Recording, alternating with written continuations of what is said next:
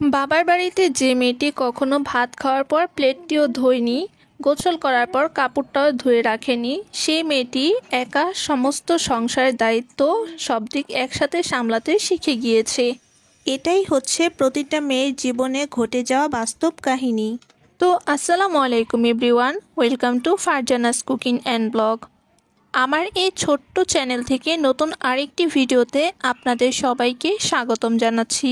যে যেখান থেকে আমার আজকের এই ভিডিওটি দেখছেন, আশা করি আল্লাহর অশেষ রহমতে আপনারা ভালো আছেন, সুস্থ আছেন। আমিও আল্লাহর রহমতে আলহামদুলিল্লাহ অনেক ভালো আছি। বরাবরের মতন নতুন আরেকটি ভিডিও শুরু করতে যাচ্ছি।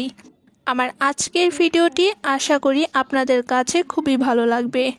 সব সময় দেখা যায় দুপুরে রান্না বান্না অথবা বিকালে নাস্তা নিয়ে ভিডিওটি শুরু করি, কিন্তু আমি আজকে ভিডিওটি শুরু করেছি সন্ধ্যার কাজকর্ম থেকে। সকালের কাজকে কিছুটা সহজ করার জন্যই আমি মাঝে মাঝে কিছু কাজ এইভাবে করে রাত্রেবেলাতেই গুছিয়ে রাখি। এই যেমন রুটি বানিয়ে রাখা, সবজি কেটে রাখা, ডাল রান্না করে রাখা।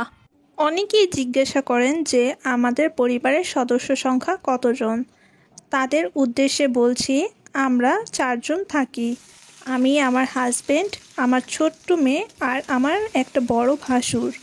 তো দেখা যায় আমার হাজবেন্ড আর আমার ভাসুর খুবই সকাল করে ওনারা কাজে চলে যায়। তো তার জন্য আমার যেহেতু একটা চুলা, এত সকালে সব রান্না বান্না করা কমপ্লিট হয় না। আবার বাহিরে নাস্তা করলেও গ্যাসের সমস্যা হয়। এর জন্য আমি সব সময় চেষ্টা করি যে রাত্রে কিছু একটা করে রাখার জন্য, যাতে সকালে তাদেরকে কিছু না কিছু হলেও নাস্তা করিয়ে দিতে পারি। তো এর জন্যই আমি রাত্রেবেলা অনেকটা কাজ গুছিয়ে রাখি। এই যেমন আমি দেখতে পেয়েছেন যে ভাজিগুলো কুটে রেখেছি। আজকে আমি ঢেঁড়স ভাজি করব, তাই ঢেঁড়সগুলো আগেই কুটে রেখেছি। এরপর আমি ডালটাও রান্না করে নিয়েছি। এখন আমি সেই ঢেঁড়সটাকেও ভাজি করে নিচ্ছি, কারণ সকালবেলা এতে করে আমার কাজের প্রেশারটা খুবই কম পড়বে। এর জন্যই মূলত সব কাজ আগে থেকেই গুছিয়ে রাখা হয়। এরপর আমি কিছু সবজিও কেটে রেখেছিলাম পরের দিন রান্না করার জন্য। আর এখন আমার হাজবেন্ড রাত্রে রুটি খায়, তো তার জন্যই আমি রুটি বানিয়ে নিচ্ছি। এইখানে সিদ্ধ আটার রুটি আমি বানাবো। আর অনেকেই আছেন যে সিদ্ধ আটার রুটি বানাতে গেলে পরিমাণ মতন পানি অথবা আটা দিতে পারেন না। তো তাদের উদ্দেশ্যে বলছি, আপনারা যেই কাপ দিয়ে পানিটা মেপে দিবেন, ঠিক সেম একই কাপ দিয়ে সম পরিমাণে আটাটাও মেপে দিবেন। এতে করে দেখা যাবে যে রুটির ডোটা বেশি শক্তও হবে না, আবার বেশি নরমও হবে না। তো আমার হাজবেন্ড রাত্রে রুটি খায়, আমার ভাসুর রাত্রে ভাত খায়। তো তার জন্য ছোট একটা পাতিলাতে আমি কিছুটা পরিমাণ ভাতও বসিয়ে দিয়েছি। আর ভাত হতে হতে এইখানে আমি ঝটপট করে রুটিগুলো বেলে নিচ্ছি। আমিও সকালে আর রাত্রে ভাত খেতে এত একটা পছন্দ করি না, তো তার জন্য আমিও রাত্রে 2-1টা রুটি খেয়ে ঘুমিয়ে পড়ি। কথা বলতে বলতে সব রুটি আমি বানিয়ে ভেজে নিয়েছি। আর আজকে মুরগির মাংস রান্না করেছি, সেগুলো দিয়েই আজকে রুটিটা খাবো। আর সকালের জন্য কিছুটাও রেখে দিয়েছি।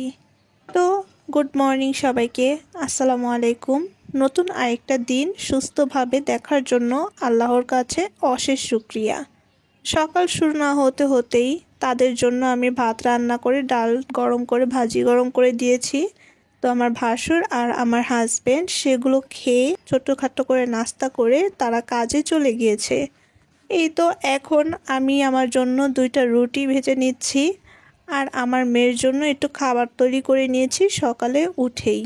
আমার হাজবেন্ড আর আমার ভাসুর যখন খাওয়া দাওয়া করে কাজের উদ্দেশ্যে চলে যায়, তখন কিছুক্ষণ নিজে একটু রেস্ট নিয়ে ঘুমিয়ে নিই।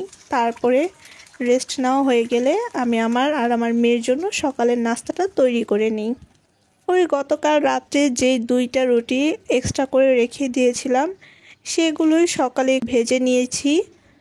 আর এই তো একটা ডিম পোস্ট করে নিয়েছি আর সামান্য পরিমাণ আলু ভাজি করে নিচ্ছি। 2টা রুটি খেতে যতটা পরিমাণ আলু ভাজি লাগে, তো অল্প করেই করে নিচ্ছি, যেহেতু আমি একাই খাবো। সকাল সকাল রুটি বা পরোটার সাথে এভাবে ঝাল ঝাল করে আলু ভাজি খেতে আমার মতন কে কে পছন্দ করেন অবশ্যই কমেন্ট করে জানাবেন। এখন কিছুক্ষণ নাড়াচাড়া করে আলুটা খুব মিহি করে কুচি করেছিলাম, তার জন্য তাড়াতাড়ি সিদ্ধ হয়ে গিয়েছে। তো আলহামদুলিল্লাহ সকালের নাস্তাটা কমপ্লিট করে নিলাম আর মেয়েকেও খাইয়ে নিলাম। তো এখন চলে যাব দুপুরে রান্না বান্না করার জন্য। রাতের বেলায় ধুন্দুল কেটে রেখেছিলাম শিং মাছ দিয়ে রান্না করার জন্য, কিন্তু হাজবেন্ড রাতের বেলা কাজের থেকে আসার সময় এমন সিমের বিচি নিয়ে এসেছে। এগুলো দিয়ে যে কিভাবে কি রান্না করে আমি কখনো জানিও না, দেখিও নি। এরপর অনেকটা মোবাইল নিয়ে ঘাটাঘাটি করলাম, কিভাবে রান্না করে দেখলাম। দেখার পর দেখলাম যে এটা একটু সিদ্ধ করে এরপর এটা খোসাটা ছিলে রান্না করে। তো দুই একটা খোসা ছিলতে নিয়ে দেখলাম এত পরিমাণ বিরক্ত লাগতেছে, মানে এগুলো কিভাবে যে মানুষ খোসাগুলো ছিলে আমি সেটাই জানি না। এগুলো খোসা ছিলা আর আমার মনে হয় আমার বসে বসে চুল গোনা একই সমান কথা। তো যাই হোক, ব্যাপার না, খোসা না ছিলে আজকে রান্না করে ফেলবো। সবাই না হয় একভাবে রান্না করে, আমি না হয় একটু ভিন্ন পদ্ধতিতে রান্নাটা করলাম। খোসা ছিলেই যে খেতে হবে এমনটা তো কোনো কথা নেই। এর জন্য আমি পেঁয়াজ কাঁচামরিচ সব কিছু কুচি করে নিয়েছি আর সব ধরনের গুঁড়া মশলার সাথে এটিকে ভালো করে কষিয়ে নিয়েছি। অনেকেই এটা অনেক মাছ দিয়ে রান্না করে থাকে, তবে আমি আজকে এটাকে লইট্টা শুটকি দিয়ে রান্না করব। এর জন্য আমি লইট্টা শুটকিটাকে মশলার সাথে কষিয়ে নিয়েছি খুবই সুন্দর করে। আর লইট্টা শুটকিটা যখন মশলার সাথে কষানো হয় তখন যে এর থেকে কি সুন্দর একটা স্মেল আসে, আমার মনে হয় তখনই এক প্লেট ভাত নিয়ে তাড়াতাড়ি করে বসে পড়ি খাওয়ার জন্য। আসলে শুটকির ঘ্রাণটা কার কাছে কেমন লাগে আমি জানি না, কিন্তু যখন এটাকে রান্না করা হয় অথবা ভর্তা করার জন্য এটাকে টালা হয় তখন স্মেলটা আমার কাছে খুবই ভালো লাগে। প্রতি শুক্রবারই আসলে দেখা যায় শুটকি ভর্তা দিয়ে বোয়া টোয়া খুবই খাওয়া হয়, মানে শুটকি জিনিসটা আমার কাছে খুবই পছন্দ। তাই কথা বলতে বলতে আমার রান্না কমপ্লিট হয়ে গিয়েছে আর আমি অফ ক্যামেরায় গতকাল ধুন্দুল কেটে রেখেছিলাম সেগুলো রান্না করে নিয়েছি।